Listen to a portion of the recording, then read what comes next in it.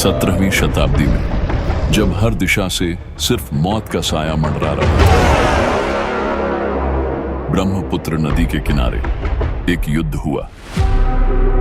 मुगल, उस समय का सबसे ताकतवर साम्राज्य, युद्धपोतों के बेड़े के साथ उतरे अहोम साम्राज्य को हमेशा के लिए मिटाने के इरादे से।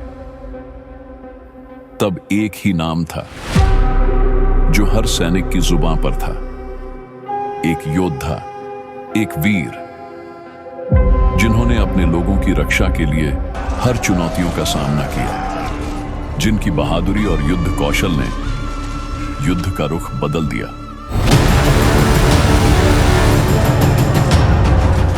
एक महासंग्राम जो सिर्फ ताकत से नहीं, एक योद्धा की हिम्मत और संकल्प से जीता गया,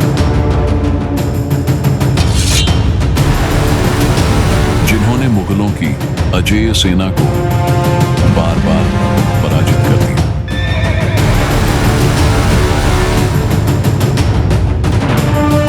यह वह युद्ध था जहां बहादुरी की गूंज तोपों की गड़गड़ाहट से भी ज्यादा थी।